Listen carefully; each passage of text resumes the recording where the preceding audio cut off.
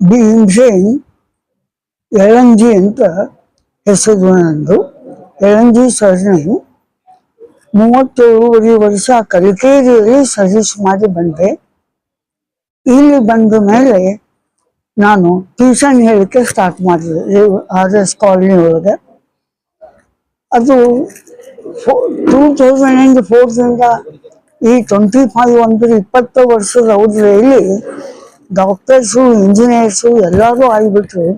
ನನಗೂ ವಂಡರ್ಫುಲ್ ಆಗೋಯ್ತು.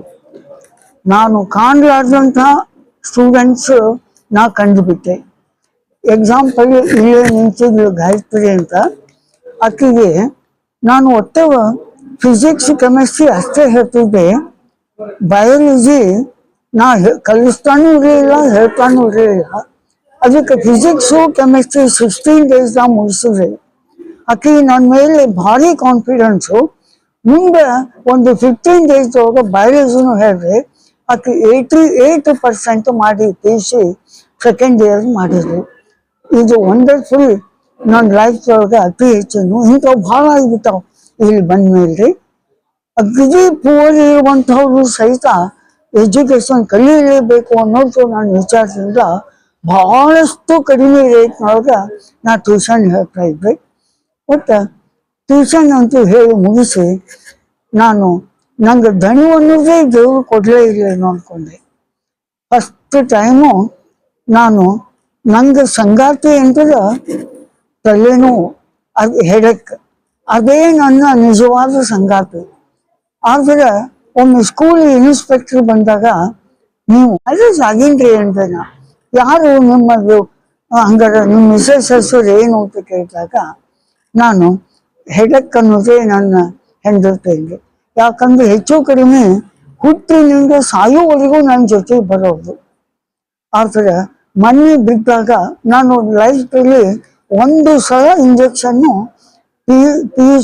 BSc 1 ಕಲಿಯುವಾಗ ಕಂಪಲ್ಸನ್ ಮಾಡಿದ್ರು ಅವರು. ನೀವು ಇಂಜೆಕ್ಷನ್ ತಗೊಳ್ಳೇಬೇಕು ಅಂತ, ಇನಾಕ್ಯುಲೇಷನ್.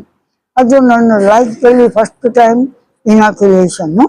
ಈ ತಲೆನೋವು, ನೆಗಡಿ, ಕೆಮ್ಮು ಏನೇ ಬರಲಿ ಬರೇ ಸೆಲ್ಫ್ ಇನ್ಸುರೆನ್ಸ್ ತಗೊಂಡು ಮುಗಿಸ್ಕೊಂಡ್ಬಿಡ್ತಿದ್ದೆ.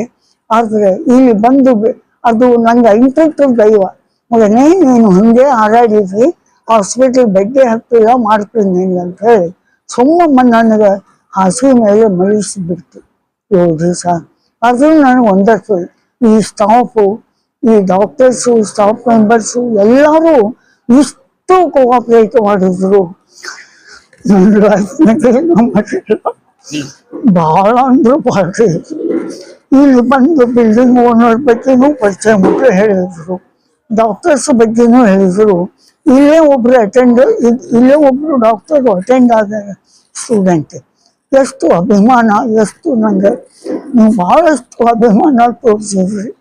ಅದು ಋಣ ತೀರಿಸಲಾರ್ದಷ್ಟು. ನನಗೆ ಈ ಜನ್ಮದಲ್ಲಿ ಎಷ್ಟು ನೋವು ಎಂದೂ ಭಾಳ ಅನ್ಭವಿಸಿದ್ದಿಲ್ಲ. ಆ ಹಾಸ್ಪಿಟಲ್ ಬರೋ ತನಕ ಇಷ್ಟು ನೋವಿತ್ತು. ಡಾಕ್ಟರ್ಸ್ ಇಷ್ಟು ಕಾಳಜಿ ಮಾಡಿದ್ರು, ಬೇರೆ ಬಲ್ರಿ. ಖರೆ ನಾನು ಹಾಸ್ಪಿಟ್ಲ್ ಬಂದದ್ದೇ ಸಾರ್ಥಕ ಆಯ್ತು ಅನಿಸ್ತು. ಬಂದು ಬಿದ್ದು ಮರುದಿವಸ ಸಂಡೇನೆ ಅವ್ರ ನಮ್ಮ ಮನೆಗೆ ಡಾಕ್ಟರ್ಸು ಬರ್ಲಿಕ್ಕೆ ನಾವು ನಿಮ್ಮ ಸ್ಟೂಡೆಂಟ್ಸ್ ರೀ ಅಂತ. ನಂಗೆ ಒಂದಾದ ಆಯಿತು. ಅವರು ಹೇಳಿದರು, ಇದಕ್ಕೆ ನೀವು ಇಲ್ಲಿಗೆ ಸುಮ್ಮನೆ ಇದನ್ನು ತಗೊಂಡ್ರೆ ಉಪಯೋಗ ಇಲ್ಲ, ನೀವು ಜೈವಿಕ ಆಸ್ಪತ್ರೆಗೆ ಹೋಗ್ರಿ. ಅಲ್ಲಿ ನೀವು ಎಕ್ಸ್ರೇ ಟೆಸ್ಟ್ ಮಾಡಿಸಿದ ಮೇಲೆ ನಿಮಗೆ ಪಕ್ಕ ಗೊತ್ತಾಗ್ತದೆ. ಡಾಕ್ಟರ್ಸು ಫಸ್ಟ್ ಕ್ಲಾಸ್ ಟ್ರೀಟ್ಮೆಂಟು ಕೊಡ್ತಾರಂತ ಖರೆ ಅನ್ನಿಸ್ತದೆ. ಇಲ್ಲಿ ಬಂದ ಮೇಲೆ ನಂಗೆ ಬಹಳ ಅನುಭವ ಬಂದ್ಬಿಡ್ತು.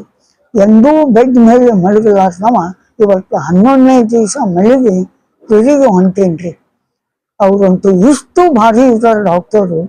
ಒಟ್ಟ ನಂಗೆ ಹೆಂಗೆ ನಿಲ್ಬೇಕು, ಹೆಂಗೆ ಇದು ಮಾಡಬೇಕು ಎಲ್ಲಾನು ಪೂರ್ತಿ ಕಲಿಸಿ ಕೊಟ್ಟಂಥ ಮಹಾಮಹಿಮರು ಡಾಕ್ಟರ್ ಅಂದ್ರೆ ಜೀವ. ಖರೇನೆ ಎಷ್ಟು ನೋವು ನಿವಾರಕ ಮಾಡಿಬಿಟ್ರು. ಬಹಳ ನೋವು ಇತ್ತು ರೀ, ಒಂದು ಸ್ವಲ್ಪ ಕೂಡ್ಲಿಕ್ಕೆ ಬರ್ತಿರ್ಲಿಲ್ಲ. ಭಯಂಕರ ನೋವಿನ ಸಾಮ್ರಾಜ್ಯ. ಅವರು ನನಗೆ ಆ ಪಟ್ಟ ತೆಗೆದೊಗೆದು ಮತ್ತೆ ಚಲೋ ಮಾಡಿಬಿಟ್ರು. ನಂಗೆ ಅವರಿಗೆ ಎಲ್ಲ ಸ್ಟಾಫಿಗೂ ಭಯಂಕರ ಅಭಿನಂದನೆಗಳು. ಎಷ್ಟು ಹೇಳಿದ್ರು ಕಡಿಮೆ. ನಾ ಇರೋ ತನಕನೂ ನಮ್ಮ ಬಳಗ ಸ್ಟೂಡೆಂಟ್ಸ್ ಬಂದೇ ಬರ್ತಿದ್ರು. ಅವ್ರಿಗೆ ಬೇಸರ ಆಗೋದು ಹೇಳಿ ಹೇಳಿ ಹೇಳಿ ICU ಹೋದಾಗ ಮಾತ್ರ ಬರೀಕ್ಕೆ ಪರ್ಮಿಷನ್ ಇದ್ದಿಲ್ಲ. ಕೆಳಗೆ ಜನರಲ್ ಅಂದ್ರು ಭಾಳ ಅಂದ್ರು ಹ್ಞೂ ಅಂದೆ.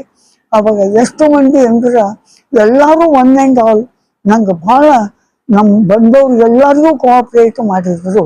ಅವ್ರದ್ದು ರೂಲ್ನ ಬ್ರೇಕ್ ಮಾಡಿ ಅವ್ರು ನಮ್ಮಲ್ಲಿ ಉಳಿಯಂಗೆ ಮಾಡಿದ್ರು ನಾವು. ಅದು ನಂಗೆ ನಾನು ಭಾರ ಆದೆ ಎಲ್ಲ ದೃಷ್ಟಿಯಿಂದ. ಒಟ್ಟು ನಾ ಎಂದಿಗೂ ಮರೆಯೋದಿಲ್ಲ, ಚಿರಸ್ಮರಣೆ ಆಗೋಯ್ತು.